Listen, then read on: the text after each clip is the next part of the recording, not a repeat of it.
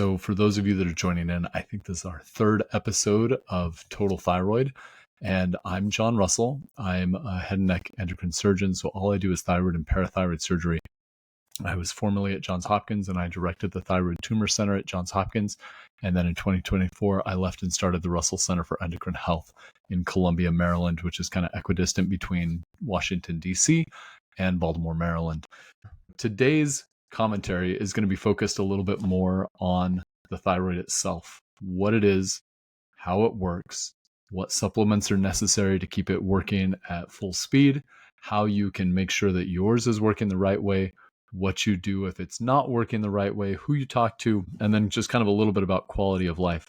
And especially we're going to talk about the labs that doctors check and why there might be some difference between the labs that doctors usually check and then the labs that functional doctors or naturopaths or somebody like that might be checking.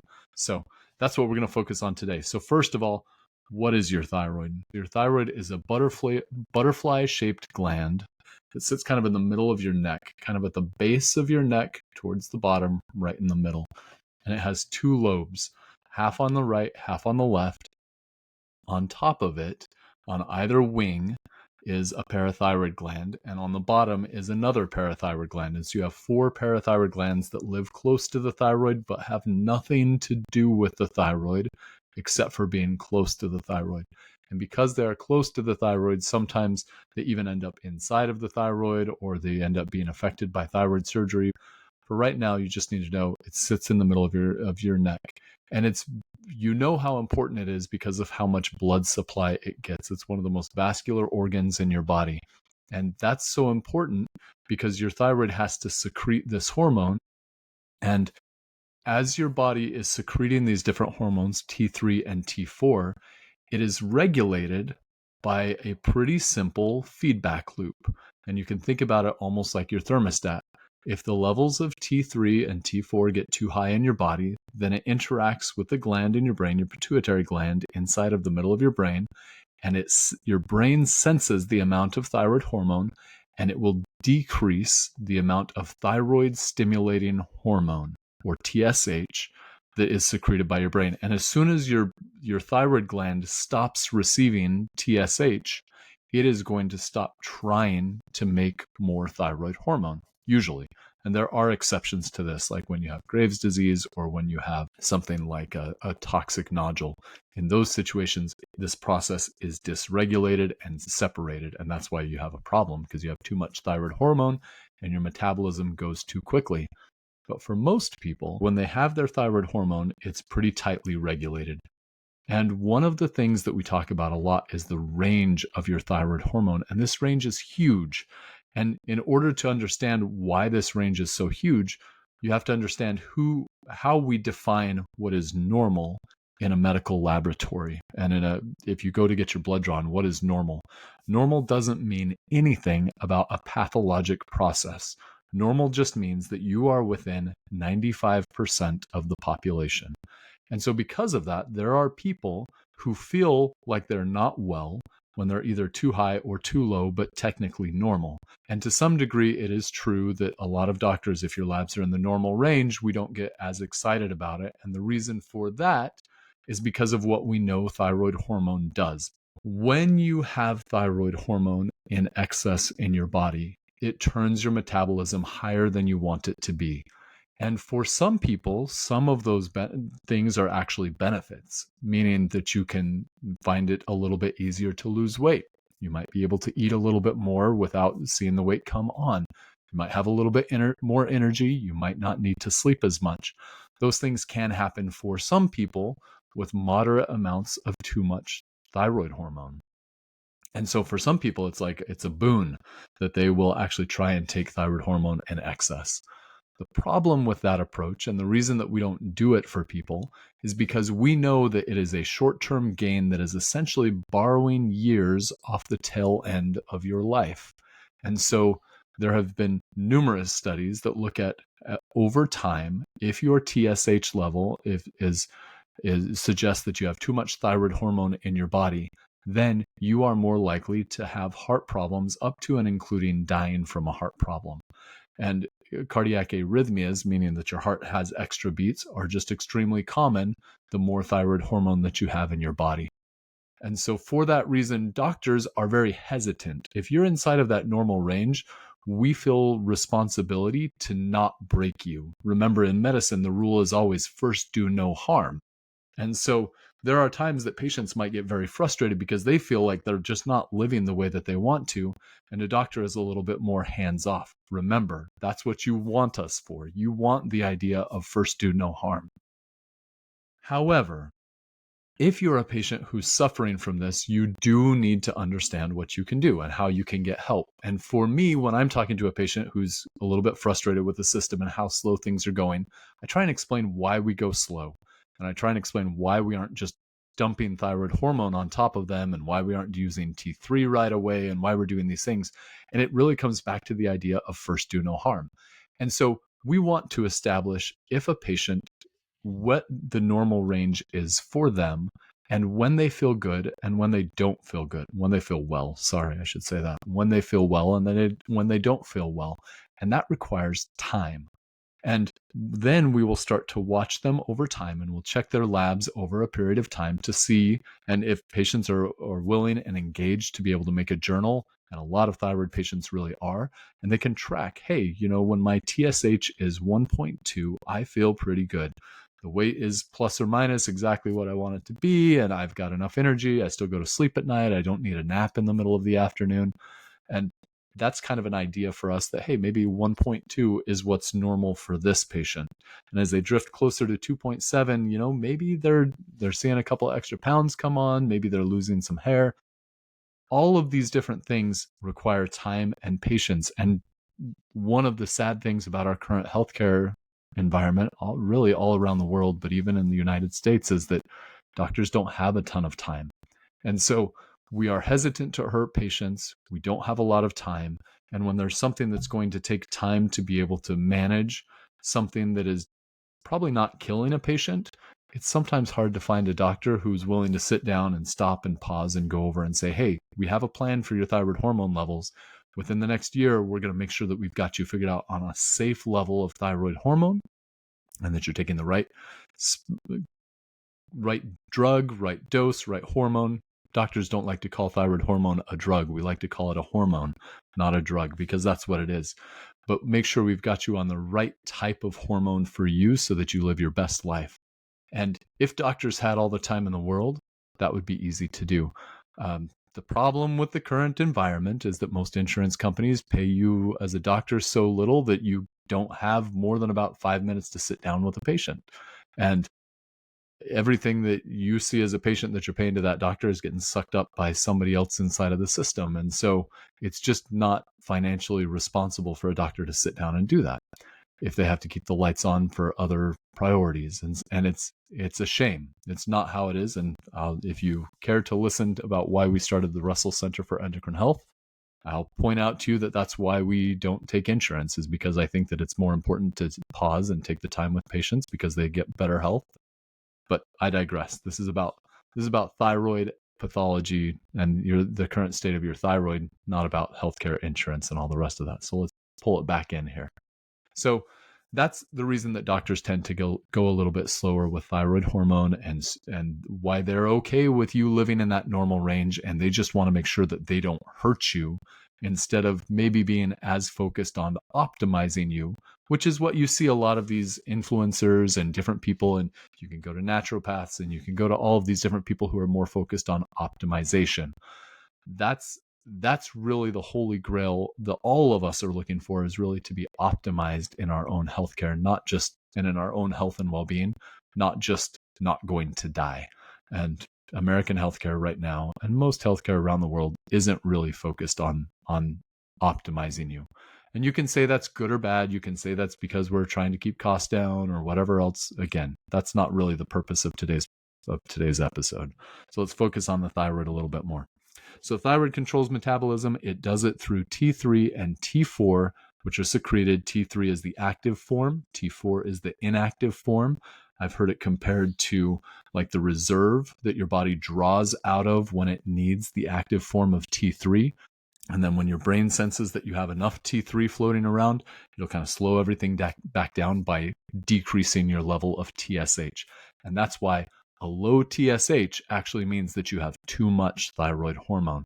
It's a little bit hard for patients sometimes to understand that. So low TSH means you've got probably too much thyroid hormone if it's low on your labs, and you're looking for kind of the level that goes just about right, just like, the Goldilocks and the Three Bears. You want that just about right level. So, okay, so if you've got these different hormones floating around, which ones should your doctor be testing? Because you know that if you've spent any time at all looking at different thyroid labs, that some doctors talk about only checking a TSH, that stimulating hormone that comes out of your brain. And other doctors will do a T3 and a T4. And if you go to an influencer or a naturopath, they're going to tell you, oh, you have to check reverse T3 and TPO antibodies and thyroid receptor antibodies and thyroid stimulating immunoglobulin and all of these different things. And what is it? Which ones do you really need to do? Now, again, doctors tend to be a little bit minimalist on a lot of these different things. And that's because we try to stick to the data. We try not to hurt you. So there's a camp of doctors that say that TSH is all that you need to check.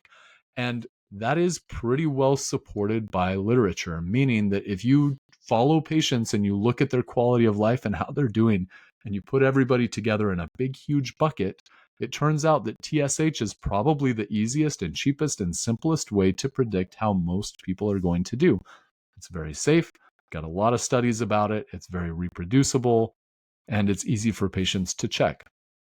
The problem is that as doctors, we went for decades not understanding that there are some patients, it's a small percentage, it's probably about only 10% of patients, who don't convert the inactive form of thyroid hormone, the T4, into the active form of thyroid hormone, which is the T3. And so those patients, their labs might look really rosy, that TSH level might look perfect, but they're not getting the active version of thyroid hormone that they need to feel good and to do the normal functions of everyday life the way that they want to. They might have brain fog, hair loss, all the weight gain, all the stuff that we worry about when your thyroid's low. And if you're in the camp of doctor that you only check the TSH, you theoretically could miss that. Now, I like to think that if a patient comes to me and I'm checking just a TSH and they say, hey, I don't feel well, that's the time that you want to kick in and order more tests. And I think most of us try not to order excess lab tests. Most doctors were taught in training that you should only check something if you're going to act on it, if you're going to treat something. And I know that you're gonna hear all of these people who coincidentally perhaps are making money by selling you labs and having you check your labs at places. They're going to tell you that you should do all of these extra tests.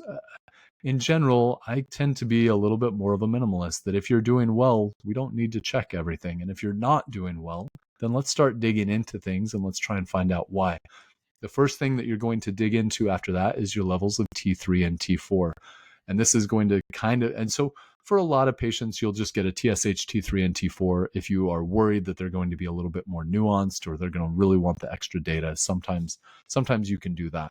And that's going to help you sniff out what does your reserve level look like, the T4, and what is your active level? How does that look? And that's the T3 again. So sometimes that'll give you a more comprehensive picture of what's going on, and you might be able to pick up some signs that the patient is not converting their T4 into T3 appropriately. You might be able to see where they're at on the range. And for me, I do kind of like the T3 and T4 because you can watch them over time, and you can again use that as a data point to say, hey, when my patient's T3 is X number, then they are feeling optimal. That's the best place for them. That's where they want to be. And when they're off of that number, then we need to tweak things around. Now, how would we tweak things around? Well, we can give thyroid hormones. What are the different types of thyroid hormone? The best known is levothyroxine. Levothyroxine is just the inactive version of thyroid hormone, the T4. It's what we give you to fill up your tank, and then your body draws off of that to make the active T3. Again, about 10% of patients don't do that conversion as well as we want. And from my point of view, as we're looking at these online forums that talk about, hey, I'm not doing well on my thyroid hormone, to me, this is most likely making up most of those patients who are not doing perfectly. And so as doctors, we have finally started to realize, hey, there's things that we can do to improve by adding some T3. So levothyroxine, the brand name for levothyroxine sometimes is called Synthroid. There's other types of thyroid hormone that you can give. You can give natural desiccated thyroid, which would be the Armour thyroid or something like that. Usually it's taking pig thyroid and chopping it up, drying it out, natural desiccated thyroid, NDT. There's also a beef version available as well. And then there's other versions. And the advantage of these desiccated thyroid hormones is that they do include some T3. So if you're a patient who's been feeling maybe a little bit sluggish, adding some T3 can be beneficial. Now, the disadvantage is that T3 it has a short half-life inside of your body, meaning that it's only going to last about half of the day in your body. And so if you take it at 6 in the morning, as the afternoon starts to wear on, you might start to feel a little bit more sluggish. Now, for a lot of people, that's fine because as the day wears on, most people in the world do get a little bit sluggish, but other patients want a little bit more control, and so they might opt for something like a T3. And a T3 supplement is something that you would add in addition to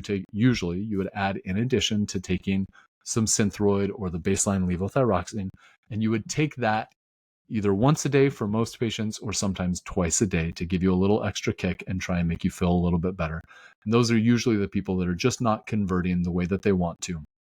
Now, again, as a surgeon, I've seen thousands of patients that have gone through thyroid surgery and treatment, and the vast majority of these patients just kind of take Synthroid or levothyroxine and they just kind of coast, and it's pretty good. And I really try and dig into my patients, find out, how are you doing? Are you having brain fog? How's your quality of life? And the vast majority of these patients just kind of go on as if nothing's really happened. And that is true for the vast majority of patients. However, you have to remember that thyroid hormone is the second most prescribed medication in the United States, right after statins. And so if 15 to 20% of Americans are taking thyroid hormone, there's going to be some patients who are not doing well on a specific formulation or a specific brand or something. And so when you think about the massive numbers of patients, it's, kind of impressive that there's a relatively small vocal minority of patients who aren't doing well. In my experience, those patients can be helped if they have a doctor who's working closely with them and trying to find the right fit for them, whether that's natural desiccated thyroid or it's adding some T3 back in. You just have to try and find one of these people in our super overstrapped healthcare system, which is very challenging to do. I didn't mention the cons of the NDT, the Armour thyroids, etc., and the T3, and that's really that they're a little bit harder to regulate. If you have a big tank of gas and your body draws off of it as needed, then your body can regulate itself a little bit to some degree, and so it's a little safer. Your body can use just what it needs. Whereas if you've got NDTs, for example, it's not going to be quite as tight, the amount of active hormone that's going to be in every single pig thyroid that gets cut up into your pill. And so because there's going to be more variability inside of that, it's a little harder for your doctor to predict what you're going to be. There's slightly more variation. Overall, it's not bad. It's pretty tight, but there is more variation. And sometimes when a patient has cancer, especially, the doctor is going to want more control so that they don't see you sliding back and forth, because that thyroid hormone, that TSH, can also stimulate thyroid cancer. And so if you have thyroid cancer, sometimes doctors are a little bit hesitant to put you on an NDT. And there are some doctors who kind of don't want to have patients on them overall because things can change so much. But in general, you're going to find more and more doctors are okay with the idea of an NDT. With T3, the biggest thing is that it's really easy to have too much. When you have too much, your heart starts to go a little bit faster than you want to. You get a little hotter and sweatier than you want to be. And again, all of those things you could put up with, except for it's the long-term impact. Again, when you're talking to a doctor, doctors aren't just worried about the you that they're sitting in front of right now. They're worried about the you that's going to be back 30 years from now. They don't want you on a blood thinner. If your heart's just beating away all day long, too fast, out of pace, out of rhythm, you're going to end up on a blood thinner trying to keep you from having a stroke that kills you. And doctors are worried about that. First, do no harm. That's what doctors do. And so that's why we try and balance all of this. And that's why we usually default to checking fewer labs and we default to keeping your thyroid hormone a little bit maybe on the higher or on the lower end of the spectrum, meaning you don't have quite as much thyroid hormone as maybe a naturopath would, because we're worried about the long-term impact of that. Okay, so that's thyroid hormone. That we really went for a deep dive into that, and I'm sure we'll get lots of questions about it. Happy to take those anytime. You can just reach out to us through Instagram DM. Just started TikTok today as well, so if we can help with that, let us know. Really briefly before I go on from labs, what about a few other things? Reverse T3. Do we need to talk about reverse T3? Reverse T3 is something that normal doctors rarely will check. And the reason that we rarely check it is because it tends to be a sign of what's going on in the rest of your body instead of inside of your thyroid. So it can show us perhaps that the rest of your body isn't doing well. You've got too much stress. You've been sick. You've got something like that going on. And that's just your body kind of turning off thyroid hormone. That's what reverse T3 is. TPO antibodies, that's just your body can attack a certain, in Hashimoto's thyroiditis specifically, your body will attack the thyroperoxidase enzyme, and it will start to, that's a trigger for your immune system to go in and attack your body. And so if you have Hashimoto's thyroiditis, your body will slowly stop producing enough thyroid hormone. And it does that by attacking that TPO antibody. Thyroid receptor antibody, thyroid stimulating immunoglobulin, those are different tests that sometimes we will do if we're worried if you have an overactive thyroid and we're looking for Graves' disease. Those are tests that are appropriate. All of those tests are appropriate to order sometimes. Reverse T3, it's still looking for a place in my armamentarium. I mean, I know that there might, remember, I'm a surgeon. I'm not usually involved in the chronic finesse of the thyroid hormones, except for just kind of peripherally wading in when I need to help a patient who's also seeing an endocrinologist.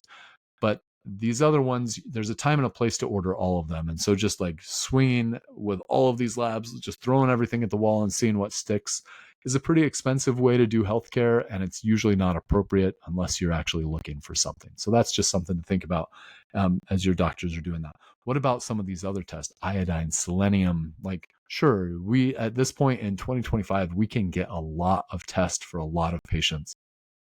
What do? Well, if you're eating a well-rounded diet in North America in 2025, you don't need to check your iodine. I've checked it a handful of times over the years. I have never found it to be abnormal. If I have a patient that's on a weird, crazy diet, sometimes I would think about checking it to see. It's just pretty rare that that's going to be off in North America. The same goes for selenium. If you're eating a normal, well-rounded diet, these things are going to be normal. Now we know with both of those supplements or vitamins or minerals that if you don't have enough selenium, if you don't have enough iodine, you will get thyroid problems. And if you have too much, you might get thyroid problems as well.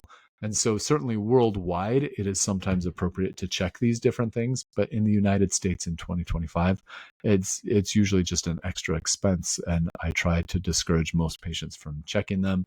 And even, to be honest, I usually discourage supplements of that sort in general. So what supplements can you take for your thyroid? Well, most of the thyroid supplements are fairly harmless, most of them. And so when you start to dig into like all of the different turmeric and iodine, selenium, Brazil nuts, all of these different things that we talk about, most of them tend to be fairly harmless. And so that's great news. If you want to try something or take something, that's great. And you will certainly find people online who will vouch for the success. You know, I started whatever root, whatever, and I had a great result. My thyroid cleaned itself up. The problem with that is that the world is a huge place, and sometimes the thyroid irons itself out whether you take a supplement or don't. And so if you think about 20% of Americans taking thyroid hormone and they're trying all sorts of things, some of those patients are just going to get better. And if they happen to be trying a supplement at the time when they get better, they're going to become an advocate for that supplement for the rest of their life, especially if they get paid for advocating for it. And so sadly, the science behind it as doctors, because trust me, in America, if there's a drug that you can make or even a vitamin or a supplement and Big Pharma sniffs it out, they're going to find a way to make money about it. And the fact that they just haven't should be enough of a reason to tell most patients, hey, there's really not much to adding these supplements. The other problem for Big Pharma is that they have to prove that their drugs work. And sadly, they haven't been able to really do that with these supplements. It would be ideal if we could prove that they work, but other than a few small studies that can't be replicated or have not been able to be replicated, there's just not a lot of data that says that these supplements are what's going to help you get over the hump. Now, if you try them and they help you get over the hump, that's fantastic. That's amazing. And if you want to try some of these painless or harmless, relatively harmless things, most doctors aren't really going to discourage it actively. It's just, we'll probably say, yeah, we've had lots of patients try it before and it hasn't really worked for anybody. So that's kind of my thoughts on supplements. If you want to try them, that's great. I just sadly cannot promise you that they will have any benefit whatsoever. So, okay, we've covered a lot of ground. We've talked about a lot of different things so far today. That's probably getting close to a wrap for one day to make it worth listening to. So what did we learn about the thyroid today? Well, we learned your thyroid is a supravascular organ in the bottom of your neck. It makes T3 and T4. T3 is the active hormone that goes through your body doing things, and T4 is the reserve amount that's kind of sitting in wait to help you out. TSH is what comes out of your brain and senses the level of T3 and T4 in your bloodstream, and then it will either go up or down and make the amount of T3 and T4 go up and down. So that's what it will do, is it will kind of adjust that and work on that as well. We've talked about all the other different labs that you could order: reverse T3, TPO antibodies, TSI, thyroid receptor antibodies, all these different tests, and the fact that they sometimes have a role, but that role is very patient specific, and that's why doctors tend to be minimalist. We've also talked about how doctors tend to want to focus on first do no harm. And so patients sometimes need to be patient, finding a doctor who's going to work with them over time, looking for what part of the range is normal for them, so that they can be healthy and avoid long-term complications and also feel well right now. And that's really the goal. And it's just finding a doctor who's going to be able to spend time with you in the hunt of that. And then we finished up by talking about supplements just a little bit at the end, and just the fact that there's not a lot of data that supports any supplement. There's lots of very small studies that can't be replicated or have not been replicated. And so if you want to try a supplement, most of them won't hurt you. Instead, focus on a well-rounded diet, avoiding stress, and trying to get some exercise, get some good sleep. It's so trite that sometimes it's offensive to tell patients that, but the fact of the matter is your genetics are super strong. And so that's the last thing that I'm going to finish on today. If you come into my office and both of your parents had a thyroid problem and they ended up on thyroid hormone, you can spend your whole life trying to avoid thyroid hormone, but it's going to be tough. It's like if both parents wear glasses, there's a solid statistical chance that the kids are going to wear glasses, and there's not much that the kids can do to avoid needing to wear glasses. And it's kind of the same with your thyroid. It's good to try to be healthy overall, but your genetics really plays a huge role in this. And so don't feel guilty if you end up needing to take one of the different thyroid hormone supplements or something like that. Just keep yourself feeling well and just try and optimize your health. That's the goal. Ideally, you'll find a good doctor, a nurse practitioner, or a PA who can work with you and kind of spend the time that they need to make sure that you get the results that you need. That's what you're looking for. There's a lot of really good places out there that will spend the time with you. Our current healthcare system makes that a little bit hard for most normal doctors, who are just oftentimes slammed with patients who are in the middle of life or death crises, and sometimes trying to make you feel the best that you can doesn't seem like a life or death crisis. And that's disappointing, because you as you're looking for your doctor, you're really looking for a partner to help you get to optimal wellness. So thanks for listening, and please share or like or let me know what I need to do different or what else I need to talk about. But thank you very much for tuning in, and talk to you next time.